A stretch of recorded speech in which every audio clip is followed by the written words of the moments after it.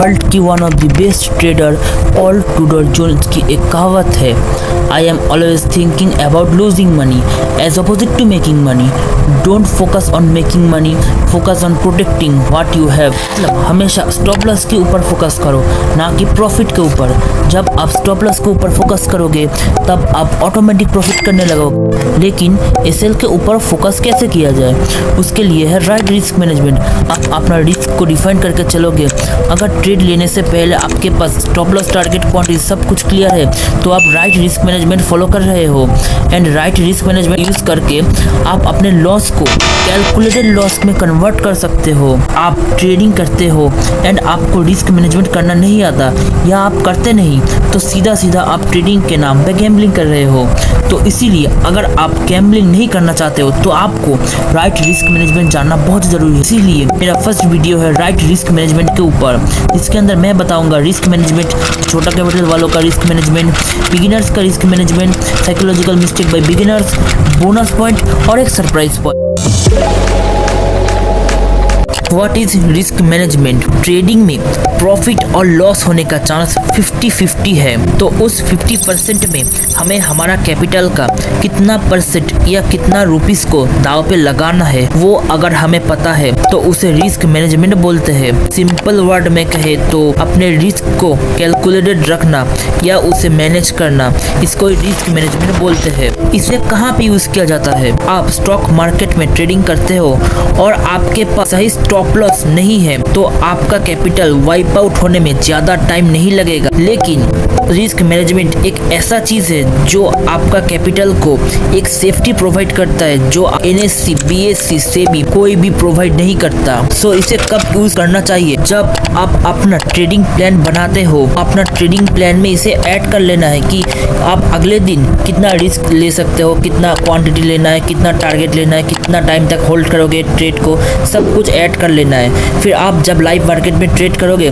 तब आपको इसे अप्लाई करना है। इसे कौन कौन यूज करते हैं? ट्रेडिंग या स्टॉक मार्केट, यहाँ पे रिस्क मैनेजमेंट ही एक ऐसा चीज है जो सभी तरह के ट्रेडर्स यूज करते हैं। Like swing trading, option trading, long term swing, stocks, future etcetera. और आपको एक सीक्रेट बात बताऊं, बहुत बड़े बड़े लोग जैसे कि HNI, high net worth individual, FII, DII, operators, mutual fund and bank वालों भी इसे रिस्क मैनेजमेंट को यूज करते हैं। अगर आप लोगों को पॉइंट नंबर 1 समझ में आ चुका है तो आपके लिए है एक सरप्राइज पॉइंट। बहुत सारे बिगिनर्स सोचते हैं कि स्टॉप लॉस लगाना या देना रिस्क मैनेजमेंट करता है, बट स्टॉप लॉस सिर्फ एक रिस्क मैनेजमेंट का छोटा सा पार्ट है। ओके, आप लोगों के लिए जो टेबल दिखाना जा रहा हूँ वो टेबल ज़्यादातर ट्रेडर्स को नहीं पता। अगर आप उस टेबल को अच्छे से समझ लिए एंड अपने डेली ट्रेडिंग में उसको अप्लाई कर लिए तो आपको प्रॉफिटेबल होने में कोई नहीं रोक सकता। तो उस टेबल का नाम है रिटर्न टू रिकवर लॉसेस।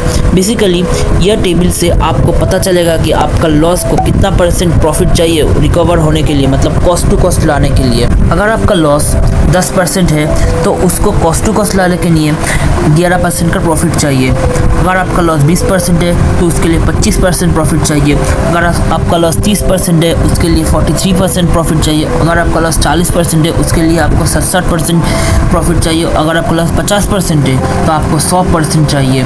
मतलब जैसे जैसे ये 60% के लिए 150%, 70% के लिए 233%, 80% के लिए 400% और 90% के लिए 900% तक की रिटर्न चाहिए। आई थिंक अभी आप लोगों को समझ आ चुका होगा कि छोटा स्टॉप लॉस रखने का क्या इम्पोर्टेंस है और सही टाइम पे स्टॉप लॉस काटना क्यों ज़रूरी है, क्योंकि जितना छोटा स्टॉप लॉस उतना छोटा रिकवरी। अगर आपको स्टॉप लॉस गाइड समझ में आई है तो उसका रिलेटेड बिगिनर्स लोग एक साइकोलॉजिकल मिस्टेक करता है और वही है हमारा सेकेंड पॉइंट।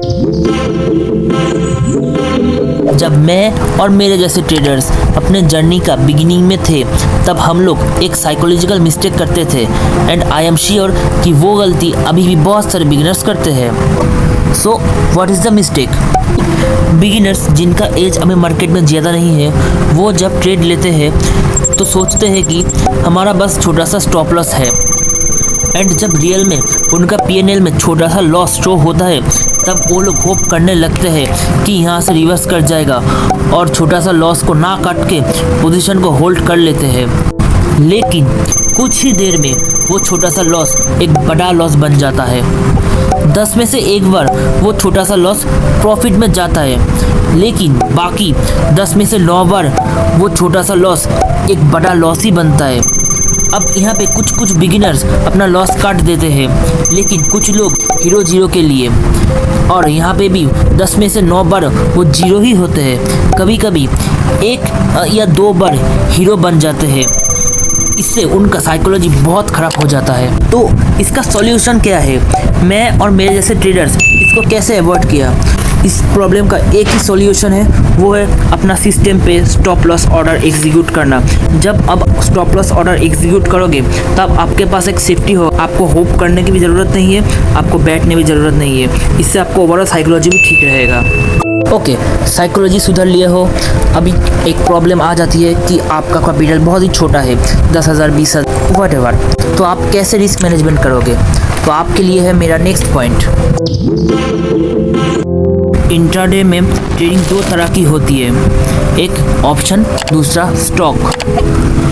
पहले ऑप्शन के लिए बताता हूँ। ऑप्शन में आप जो भी प्रीमियम में ट्रेड करते हो उसका 20% का एसएल रखो। 20% पूरा पॉसिबल नहीं होता है, कभी कभी 22% 18% चला जाता है। मान लो किसी बैंक निफ्टी ऑप्शन का प्रीमियम प्राइस चल रहा है 200, तो 200 का 20% इक्वल्स टू 40। तो आपको 40 पॉइंट से ज़्यादा एसएल कभी भी रखना नहीं है। और 40 पॉइंट का एसएल के लिए कितना प्रॉफिट टारगेट रखना है वो भी बताऊंगा नेक्स्ट पॉइंट में। अब दूसरा पॉइंट आता है स्टॉक। अगर आप स्टॉक में इंट्राडे करते हो तो आपका डेली रिस्क, ध्यान से सुनना, मैं डेली रिस्क बोला ना कि पर ट्रेड रिस्क बोला। तो आपका डेली रिस्क 1 से 1.5% मैक्सिमम 2% होना चाहिए आपका कैपिटल के हिसाब से। मान लो आपका कैपिटल है 10K, तो आपका डेली रिस्क आता है ₹200 मैक्स, पर आपका क्वांटिटी के ऊपर है कि ₹200 आपको एक ट्रेड में एसएल रखना है या 4 ट्रेड में। रिस्क रिवॉर्ड रेशियो क्या रखना है, इसे जानने से पहले जानते हैं बिगिनर्स के लिए रिस्क मैनेजमेंट। आप बिगिनर हो तो आपको सबसे पहले 20-30 क्वांटिटी से स्टॉक्स में इंट्राडे करना चाहिए, जिसमें आप आपका कैपिटल का बस 1% का रिस्क लेना है, वो भी एक दिन में। फिर आपको ऑप्शन में आना चाहिए। और अगर आप स्टॉक पे इंट्राडे कर ले तो मिनिमम 1 मंथ, और ये जो आप 1 महीना स्टॉक्स में दिए हो वो आपको अभी ऑप्शन में काम आने वाला है, क्योंकि उसमें आप सीख गए हो कि कैसे टारगेट सेट करना है, स्टॉप लॉस प्लान करना है, स्टॉप लॉस सिस्टम पे कैसे लगाना है, कैसे प्रॉफिट बुक करना है, एसएल को कैसे सही टाइम पर काटना है, सब कुछ। क्योंकि अभी आपको ये चीज़ ही ऑप्शन की मार्केट में बचा के रखेगा। वैसे भी ऑप्शन का रिजल्ट बहुत ही वॉलेटाइल होता है। आज 200 कमाओगे, कल 200 गवाओगे, फिर 400 कमाओगे, फिर 200 गवाओगे। ऐसे ही चलते चलते मंथ की एंड में 10 से 20% का रिटर्न आपको मिलेगा। तो अगर आप यहाँ तक आ चुके हो तो मेरा फ़र्ज़ बनता है कि आपको एक बोनस पॉइंट देना। तो बोनस पॉइंट है risk reward ratio. Risk reward ratio मतलब आपको कितना रिस्क के बदले कितना प्रॉफिट चाहिए। ज़्यादातर ट्रेडर्स 1:1 यूज़ करते हैं, मतलब ₹1 का स्टॉप लॉस के बदले ₹1 का प्रॉफिट, जो आपको कभी भी मार्केट में प्रॉफिटेबल नहीं होने देगा अगर आपका कैपिटल बहुत बड़ा नहीं है। तो अभी मैं ऐसा क्यों बोल रहा हूँ, तो आपको एक टेबल दिखाने जा रहा हूँ, इससे आपको सब समझ में आ जाएगा।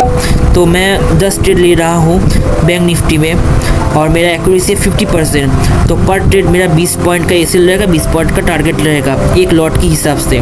फर्स्ट ट्रेड में मैंने ₹300 का प्रॉफिट, दूसरे ट्रेड में ₹300 का प्रॉफिट, चौथा ट्रेड में ₹300, पाँचवा ट्रेड में ₹300 और छठवां ट्रेड में मैंने ₹300 का लॉस, सातवीं में ₹300, आठवीं में ₹300, नौवीं में ₹300 और 10वीं में ₹300। तो टोटल मिला के मेरा 0 आया, मेरा प्रॉफिट 0, मतलब मैं कॉस्ट टू कॉस्ट हूँ। और ये जो ट्रेड लिया मैंने, इसके ऊपर तो ब्रोकरेज भी लगा होगा। तो अभी जो एक लॉट के हिसाब से ब्रोकरेज चल रहा है वो ₹70 के आसपास है, तो मैं ₹70 पकड़ रहा हूँ। तो 10 ट्रेड में मेरा टोटल ब्रोकरेज हुआ ₹700। तो 700 रुपये का मेरा ओवरऑल लॉस हुआ। वहीं पे अगर आप 1:2 का रिस्क रिवॉर्ड रेशियो प्लान करते हो तो आप प्रॉफिटेबल आ सकते हो थोड़ा मोड़ा। मतलब कंडीशन मेरा सब कुछ सेम रहेगा और मैं 10 ट्रेड लेने वाला हूँ, जहाँ पे फर्स्ट 5 ट्रेड में मेरा प्रॉफिट हुआ 600 करके 5 पे प्रॉफिट हुआ, जहाँ पे मेरा 3000 रुपये। फर्स्ट 5 ट्रेड में मेरा लॉस हुआ 300 का, वहाँ पे मेरा गया 1500 रुपये। तो ओवरऑल मैं 1500 रुपये का प्रॉफिट में हूँ और 10 ट्रेड लेने का ब्रोकरेज और चार्जेस मिलाकर टोटल 700 रुपये। मतलब 1500 से 700 माइनस करके मेरा 800 रुपये आया है प्रॉफिट, जो 10,000 के हिसाब से 8% होता है। 1:2 ज़्यादा खराब नहीं होता। बिगिनर्स के लिए 1:3 भी हो सकता है, जहाँ पे मैं सेम कंडीशन रहेगा। 10 ट्रेड मैं ले रहा हूँ, जहाँ पे मेरा 900 करके 5 प्रॉफिट हुआ और 300 करके मेरा 5 लॉस हुआ। फर्स्ट तो ओवरऑल मैं 3000 का प्रॉफिट में हूँ, जहाँ पे 700 माइनस करके 2300 का प्रॉफिट आया है। तो 2300 का प्रॉफिट मतलब आपका 10,000 के हिसाब से 23% का प्रॉफिट। तो अभी आप लोग समझ गए हो कि मतलब 1:2 लेके आप 8% कमा रहे थे और 1:3 लेके आप 23% कमाओगे। तो ये होता है रिस्क रिवॉर्ड रेशियो का पावर। पूरा वीडियो का जो कंक्लूजन निकल कर आता है वो है, फर्स्ट पॉइंट में हम लोग समझा what is risk management, risk management को कहाँ पे कैसे यूज़ करना है। मैं आप लोगों के लिए एक स्टॉप लॉस गाइड दिया हूँ। हम लोग एक बहुत बड़ा साइकोलॉजिकल मिस्टेक के बारे में जाने, छोटा कैपिटल वालों का स्टॉक और ऑप्शन में कैसा रिस्क मैनेजमेंट रखना है वो देखे, बिगिनर्स को कैसा रिस्क मैनेजमेंट यूज़ करना चाहिए, bonus point, basic risk reward ratio, जिसके ऊपर एक और वीडियो आएगा।